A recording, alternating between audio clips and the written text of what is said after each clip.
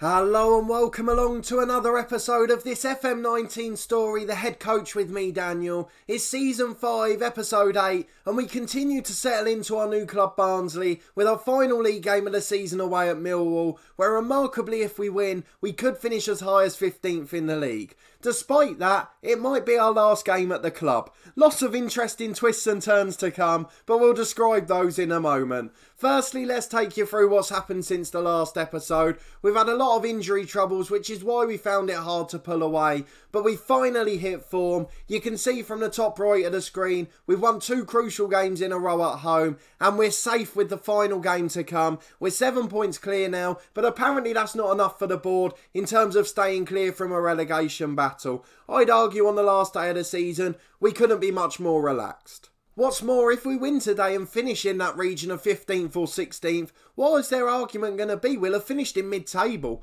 which you couldn't ask for much more, given the fact we've had to struggle without some of our best players. So let's look at the results since the last episode. We obviously got that brilliant win at home to Leeds. We weren't expecting it after a relatively disappointing youth intake. We lost 3-1 away in the following game at Southampton. They've still got a really good side. No wonder they've gone up. Nathan Redmond's still there with one of the goals after we took a very early lead. We took advantage of the international break by playing a friendly just to get some fitness into some of the backup players and test out one of our other formations. We drew 0-0 at home to Sheffield United despite them getting a first half red card, and then we lost 2-1 at their rival Sheffield Wednesday. Again we got a consolation, but we were already 2-0 down at that point. In that game Dougal got injured for 6 months, and you'll notice that we were missing Goodwin, our star central midfielder. He'd already picked up a month-long injury in that one before we picked up another couple later on in the season. Today we're without Adebayo, who's got an injury for a month, but thankfully he'd already made his impact.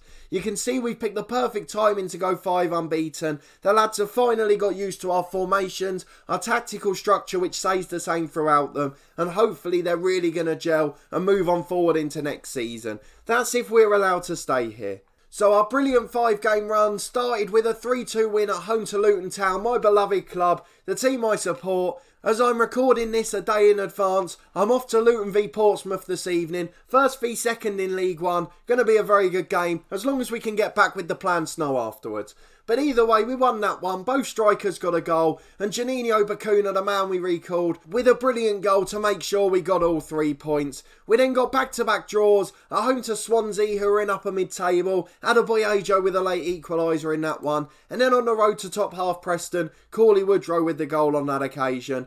Then in our back-to-back wins in the last 2 games, a wonderful comeback against Sunderland. You can see we were actually 2-1 down in this one, despite an Adebayo goal. Sunderland scored their second goal in the 84th minute. Then we scored from the kick-off with our right back of all sources, and then Adebayo with 2 goals in 2 minutes. That turnaround was so crucial. Without that, we could still be in the bottom 3. A brilliant result, a hat-trick for Adebayo, and a late turnaround showing the character of the lads. We then kept a rare clean sheet at home to Norwich the following game. Janino Bacuna with another screamer from outside the box, as we secured survival with a game to spare and moved comfortably towards mid-table. We're starting to fill the ground again. That was against relegation strugglers Norwich, and it looks like we've sent them down as well. So a wonderful way to end the season, but despite that, our board aren't entirely happy. We've just sneaked back up to 50%, but until that last game against Norwich, we'd been heavily in the 40s, and one of our real disappointments for the club is in terms of competition performance.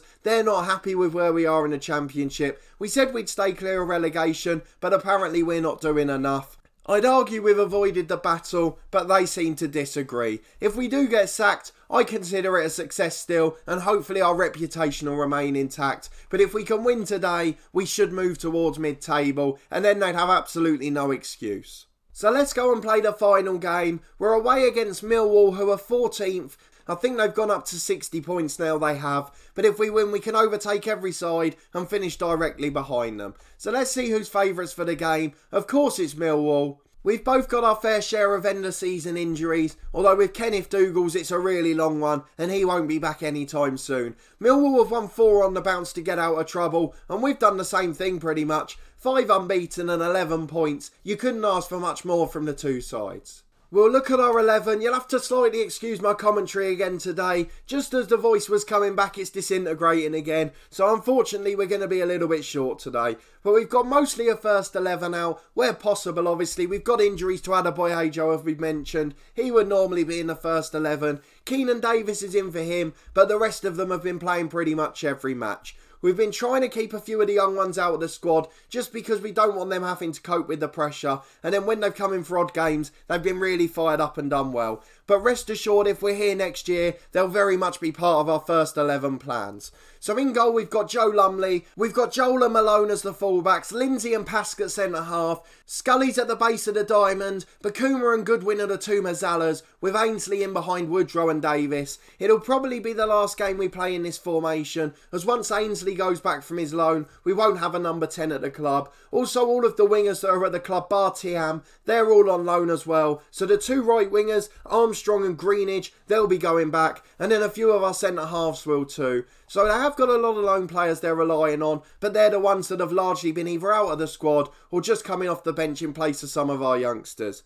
We've also got players like Tiam Mowat and Van Leberger who are decent enough, but are they really going to be good enough for next year? And then we've also got to try and get rid of players like Burke and Allsop, so hopefully our director of football will do that and bring in better replacements. But all of that could be irrelevant. If we lose this game and finish 20th, we will almost certainly be sacked. Based on what our board have said this season, it seems absolutely baffling considering how we've gone from in the relegation zone and pulled so far clear within 15 games. But they're not happy and I just can't quite understand it. It looks a bit like the situation at Dungannon we had all the way back at the end of season 1 and start of season 2, where the board just have completely unrealistic expectations. Looking at the championship team stats, we've actually got the 4th lowest wage bill in the league. Now I appreciate that's because we've got some youngsters here, but we've got a really big squad that we've been left behind with the likes of Burke, who we haven't been able to get out, and that means that we've actually got more players here. So for us to still have the 4th lowest wage bill does show exactly why we're down here. The other formation we have been using on the road a bit is the 4-5-1 with the two wingers. Obviously we've got to rethink that next year if they all go back from their loans, and we've got to decide out of the two which one's going to be our primary formation. Or are we going to go for something completely different? Bakuna's natural position is right of a midfield 4, so we've got other options there too. We mentioned the wing-back formation that we played in our first game. We didn't have a strong enough defence for that, but if we're giving the youngsters a go next year, that could be the perfect formation. So plenty to ponder, but we'll worry about that after today's game if we've still got a job. Let's get into the game against Millwall and see which one of the side's good runs prevails. It's a standard 4-4-2 for Millwall. They've got a centre-half, Ben Godfrey from Norwich. I had him in FM19 in my One Club series I did off camera. He was an absolute superstar, took me all the way to the Premier League. I think he's a fantastic player. But what will they be like in this reality 5 years in the future? It's our last episode of the season, and just to mention, the next one won't be the start of season 6. Much like our other series Part of the Furniture, the next episode from this series will be an end of 5-year review. We're going to go and look back at all the clubs we've managed over the 5-year period, how they're getting on, rate our career and success, and see whether the clubs made the right decision in sacking us or we made the right decision in leaving them. But that's all for after this game. We've got to make sure we get through this one and manage to keep our job afterwards. If we don't keep our job, we need to get one just as good. Bakuna gets the ball to Goodwin in the middle. Over the top to Keenan Davis. He's in one-on-one, goes for the shot, but it's blocked and it's behind for a corner. I'm not quite sure if I did actually go through the whole 11 on the screen. I'm aware I got sidetracked a couple of times, but I'm really off form today, so apologies for that. But we'll get through the game either way. Thankfully, it's a dead rubber, and we're just talking about our plans for next year and hoping we can keep our job. We've dominated the early possession here though. Goodwin the youngster with a brilliant ball out. Malone into Davis and he's headed wide. One other big bit of news from the last episode. Noel Goodwin, who was unhappy because Dougie Freedman had rejected an £11.5 million bid from Everton. He dropped his unhappiness after we got him in the team and we've signed him down to a 3-year deal. Great work from Dougie Freedman. He must have known that was going to happen. He only gave him an extra £1,000 a week on the wage bill as well, so So he's done fantastic work there, and he looks like the chairman made a good appointment. And it's even better now as Niall Goodwin smashes a ball in the bottom corner,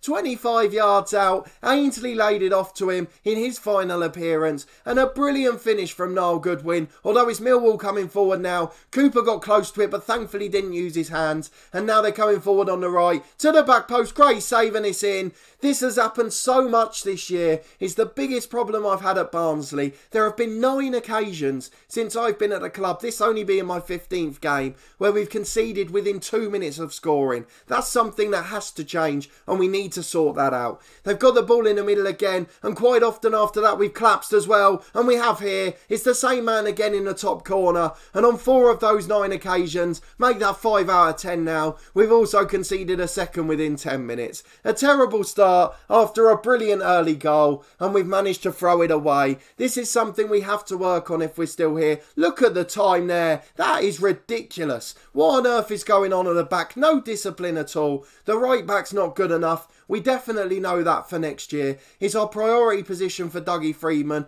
Whether we play with a 4 or 5, we need a better man than Joel out there. But a decent start followed by 2 complete bottle jobs, and we managed to be behind after nearly half an hour. They've got the ball in the box with Cooper again. Back to the edge. They're going to have another shot here surely, just wide. I don't know if you've noticed this since the last update. There have been a lot of goals from outside the box. We've conceded so many screamers. We had it in our other series, Torquay, yesterday, where we conceded a goal that cost us a playoff place. It was a 30-yard screamer in the last second, and it's been one of a number. I thought it was just a coincidence in that one, but in this series I've seen loads of them over the last few games, but thankfully we've managed to stay up despite them.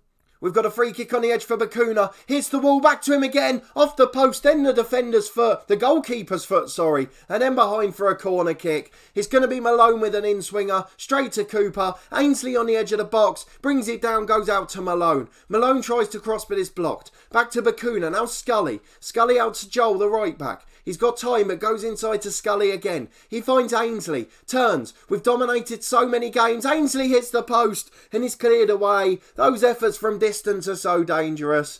We've really done well in these games. There's so many of the matches we've dominated, but we've just not taken our chances. A big goal-scoring striker is a key aspect for next year. Dougie Freedman, I'm giving you a long list of tasks. Can you make sure you get them all in, please? It's an in-swinging corner from Wallace. Bakuna heads it away, only as far as the edge of the box. He's on a hat-trick, the winger, but he's gone out to Wallace. Wallace delivers. It's deflected off the defender, and it's behind for another corner as Millwall builds some pressure. They've got a full house in there. They must be happy with how things are going. Cooper flicks it on at the near post, but Malone off the line and then Scully out for a throw.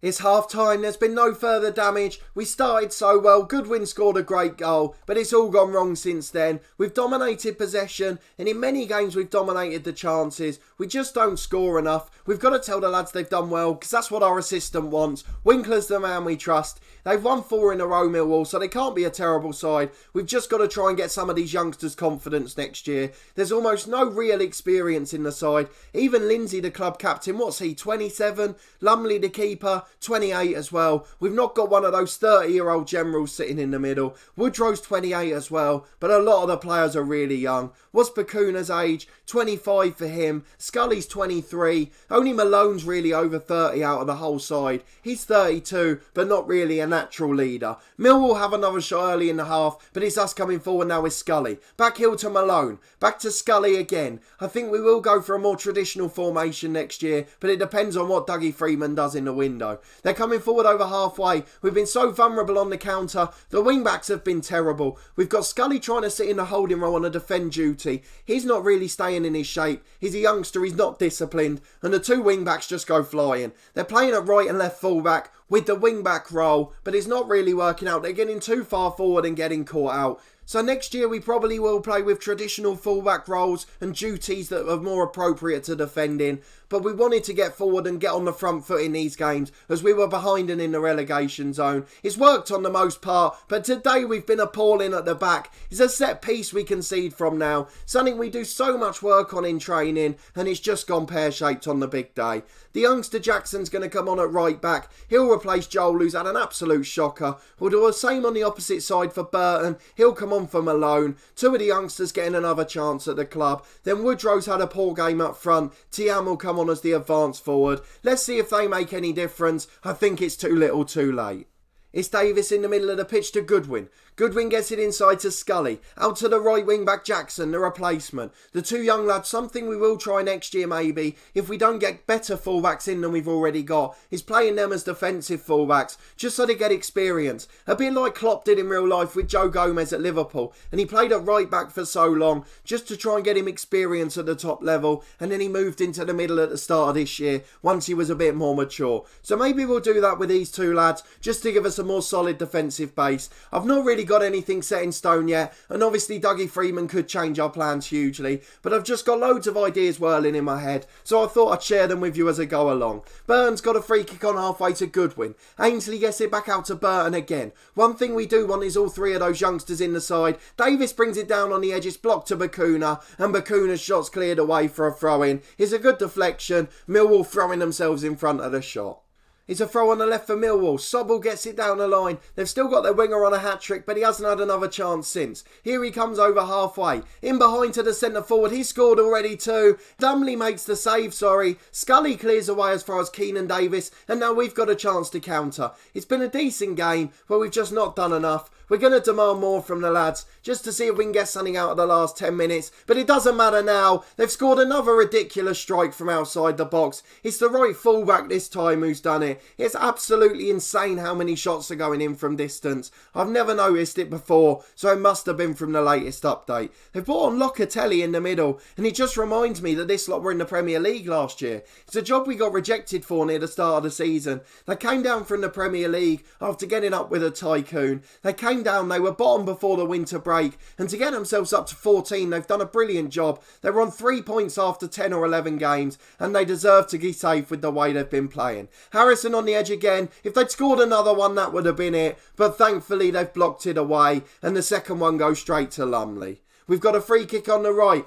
The goal scorer's being called over. He's got 2 in this game, but a red card would be a nice addition, although I think it's a bit early. It's suddenly just got a lot lighter at this ground. Did the floodlights come on as the sun come out? What on earth's gone on there? But we've got a free kick, though we don't get to see it. We'll tell Goodwin to ease off the challenges, just to make sure we don't get any suspensions to carry over. The long kick goes as far as Burton, and he's headed away again. Ainsley bringing it forward to Keenan Davis. It's given away. The final whistle goes, we lose 4-1. It's a terribly disappointing performance, but the goals from the edge of the box are just too much to be handled, and we finish the season with a disappointing defeat. We're not telling the lads it was excellent. We're going to tell them we're far from pleased, and most of them are happy with that. We finish in 20th. For me, we've done our job. We're 5 points clear of the relegation zone, but I think we're going to find out if we're getting sacked or not. It seems ridiculous given the situation we took over in, but the board don't consider this comfortably clear. Let's see what they've said. Nothing so far. We will do our normal end of season review as Southampton pip leads to the title, but what we are going to do is just skip forward once more in case we are at risk of the sack.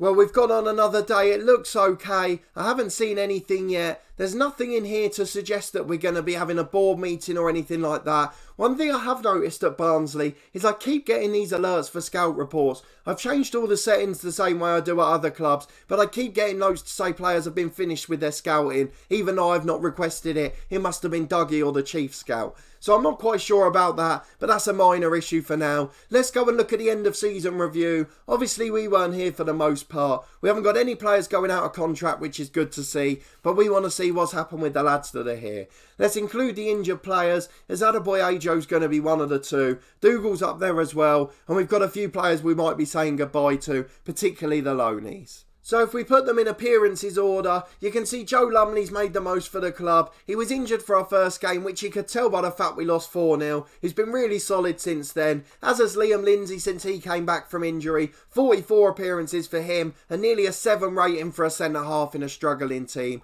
Woodrow's done really well, nearly 1 in 2 on the goal front. In terms of goals, Woodrow's top of the table with 19, Attaboy Ajo just behind him on 16, Probably been the slightly better of the two since we've come in, but either of them have been great. The problem is behind that, none of the sub-strikers contributing many. Keenan Davis only joined in January but got 1 goal in 10 appearances. And then our midfielders, none contributing more than 3. Juninho's all coming since he came back. Goodwin getting 2 of his since I've been here. Joel contributing 2 in that time as well. So we've really got to work on that next year. How do we get goals from midfield? In assists, again, it's Corley Woodrow up there with Alex Mowat, who contributed 8. He was taking set pieces before I joined the club, so I can completely understand that. Malone with 4 from fullback, and then again no one above 3. So midfield is the area it looks like we need to work on. There's some good players there, but they seem to be a mismatch of the best available loans, rather than a team of players that fit into a natural formation. In terms of midfielders that are actually on the books here, they're the ones we need to focus on. We've got the brilliant youngster Niall Goodwin. He's a 4-star central midfielder and will certainly be involved next year. We've got a couple of holding midfielders in Scully and Van der Berger. And then backup players, the likes of Mowat, are there as well. So that's certainly the way we've got to look forward. Perhaps a 3-man midfield. And then either a front 2 and a back 3 with wing backs, or do we go for the 4-5-1? That's what we've got to weigh up. Although we may do something completely different and play a standard 4-4-2, neither of the holding midfielders are world class, so we've got options, and I guess Dougie Freedman will be a large part in shaping those. Finally, an average rating, no one's above a 7. Liam Lindsay's top, closely followed by Adebayo. Joel's up there as well, but his average rating since we've joined the club is in the 6.7s. Mowat and Malone are solid experienced pros as well, something I hope Dougie will get a few more of. We've got some brilliant youngsters at the club. There's another couple of centre-halves in the under-18s and 23s that we met when we first joined the club and during our youth intake too, but it's all about getting some experience to help those lads develop. So let's finish on the competition screen. We weren't here for the other trophies, but we did survive in the Championship. We joined when Barnsley were 23rd, and we comfortably got clear with a game to spare. In the end, it was a 5-point gap to Birmingham. Unfortunately, our beloved Luton Town have gone down, but I'm sure they'll bounce back well. I guess the one benefit is if we do get sacked by Barnsley in the next few days, the Luton job will be going and I might be able to get a chance at my boyhood club. As we've said with the head coach, we'll always be realistic, and if I'm jobless or in League 1 and below, Luton Town is a job I'll always take. And to be honest, I'd probably take it from Barnsley anyway, but we want to be a realistic head coach here, not rule heart overhead. In terms of the long-term plan, it's something I'd look to do towards the end of my career. If I'm winding down after a brilliant, successful career, lots of managers go out to America or China. We want to wind down by going to our beloved Luton Town and reviving them up to the top level. But that depends on us getting to the top and winning our trophies first. Well, that'd be nice if we could somehow do that with Luton, though it seems unlikely at this point.